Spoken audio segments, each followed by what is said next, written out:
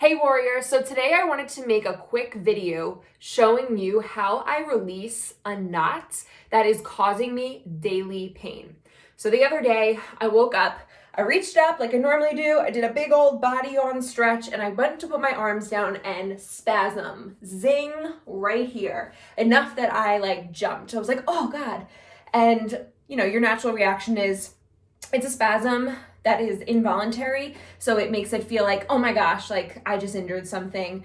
It's usually like a dull but quick, sudden pain, and so this is the kind of thing I'm talking about today. There are other knots that we just have all the time that we may not ever notice, but we just know, oh, my leg's tight, oh, my knee hurts when I do this.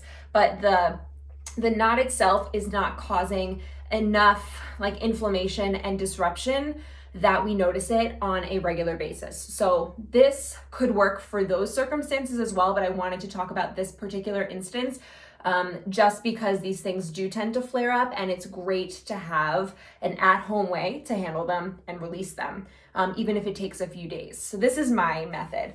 So I got a little zing. Actually, you could probably see, oh, it's gone away now. So there's like a little red mark here because I started to do my treatment and then I was like, wait, let me film this. So first and foremost, you want to identify where it's coming from. It may be intense and sharp enough that you're like, oh, there it is, which in my case it was. But for instance, right now, I don't feel it at all. But when I go to raise my arms up, stretch, and then I drop my arm. So it's like I stretch, this muscle gets contracted, and then I relax it, and all of a sudden I get a zing. It's preventing me from doing pull-ups. It's actually very much a part of my transverse abdominis. I'm not sure exactly which muscle fiber is being affected, but it's definitely impacting my core because when we do things such as planks or mountain climbers, I'm noticing this muscle I'm feeling that zing. So even though I don't feel it now, I want to identify where it is. So I'm able to do that. And this is an awkward place. I happen to have good shoulder mobility, so I can actually reach around and massage it. But if you can't, these are a few tips that I want you to do. So first and foremost, you need to warm it up. And the best way to do that is with hand massage or foam roll or ball massage. Now, because I like to warm it up with my hands, I'm going to use oil because it allows you to slip over the skin, kind of dig in and get in there, and your hand slides over, but you're still able to get in deep, versus on dry skin, it's just going to be that much more torturous because your skin's going to hurt. So I just grabbed the oil that I have nearest, which is just a vitamin E oil. I usually put it on my face and my tattoo. But you could use any body oil. I would not use mineral oil though, but any body oil. Not moisturizer. Moisturizer will absorb into the skin and it won't give you that gliding texture. There's a lot of great massage oils out. Google one. Another tip is I will combine that oil with an anti-inflammatory oil. So I tend to have 2 CBD oils with me all the time. They're both by Sisters of the Valley. This one's an oil and it's usually a dropper I put under my tongue. This one is a salve, so it's like a very thick paste that is meant for muscles and soreness, but it's so small sometimes I go alternating one or the other, but they're both great. So I will take a little bit of the salve. I'm not going to take any today because I just use it. I'm going to take a little bit of this vitamin E oil, and so I'm going to actually do it on the spot so you can see it, but again, you may need someone to assist you with this, and you're just gonna rub the oil. And as I rub it, I get a little deeper and deeper, and I'm just warming up the area with my hand, and then I go to my knuckles because my knuckles are stronger than my fingers, and my hand gets tired when I do this. So I go to my knuckles, and then I'll start digging. So I'll start digging into the muscle. I'll just go with the grain of the muscle, so I can go down. This is my erector spinae. I can go down, I can go up.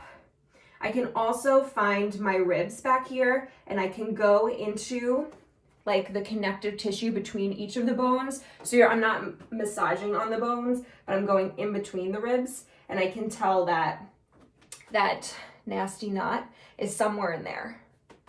So I'll go through it now after I've warmed it up a little bit. And if this was in a more convenient spot, I would probably just stick to manual manipulation and just continue to work it with my hand. Or if I had my massage therapist that could come, that would be great. Still looking for a good one here on Long Island. But anyway, another great technique is to grab a ball. This happens to be like a proper, I don't know, fitness massage ball, but grab a tennis ball, lacrosse ball, even a pool ball. Great. And you're gonna put it right on the area. Now, I like to do this standing because I can get a little bit different leverage and determine how much body weight I feel comfortable putting on that knot, which is gonna feel pretty terrible when I find it, versus laying on the floor on the ball, which is awkward. Sometimes you're like, oh, I can't get enough pressure. Oh, it's too much pressure. Oh, this hurts holding myself up. So I like to do this. So I'm gonna use the ball, and it's nice and small as well, instead of like a big surface area foam roller.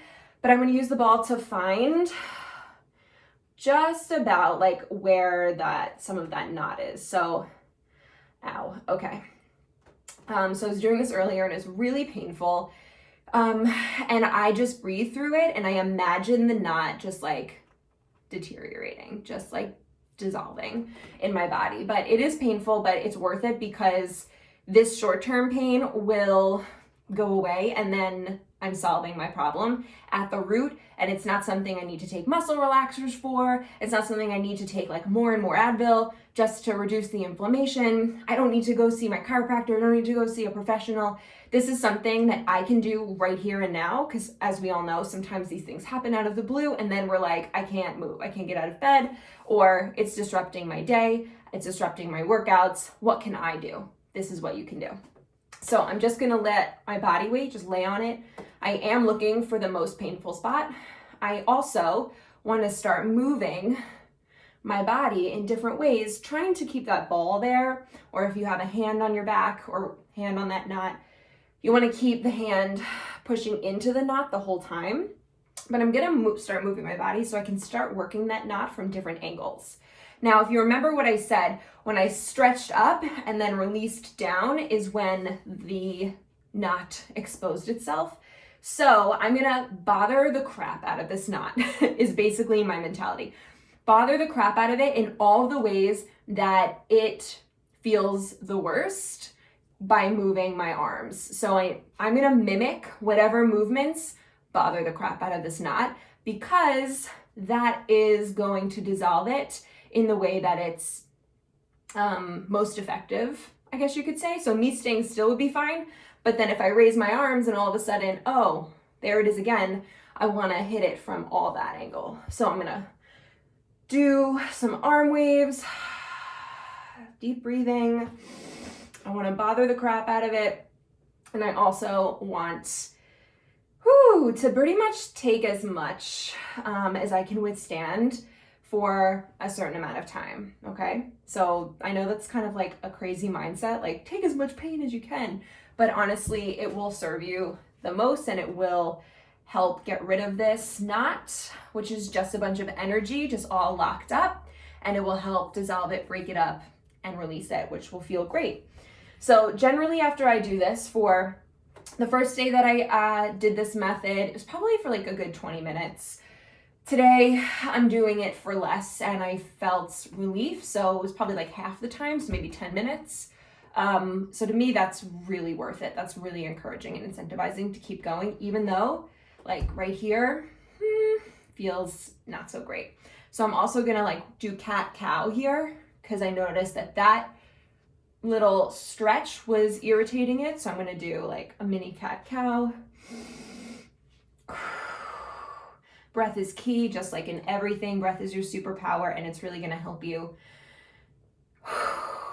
Sometimes I will just lay on the ball, on the knot, and just take really deep breaths, and just the expansion and contraction of my diaphragm and rib cage can also disturb it and start to dissolve it. So that's pretty much the technique. I would just do this until I felt some sort of relief. And then from here, I'm gonna go and do some stretches. I probably will also go and hang from a bar to get a little bit of a stretch. And then I can feel, since that seemed to be the movement that really bothered it the most, I can feel if that is releasing, if it's going in the right direction, or if it's still pretty much there. If I feel like it's still there, I'm gonna go back to this and I'm gonna do another 5-10 minutes of body work release, and then I'm gonna go and stretch it again. So I'm gonna just do some basic stretches, probably some cat-cow, some down dog, stuff like that, and see how it feels. So I hope that was helpful. Please feel free to ask any questions about this, specific to certain muscles or specific to certain areas that you have questions about, and I'll be happy to answer more. Bye guys, have a great day, feel good.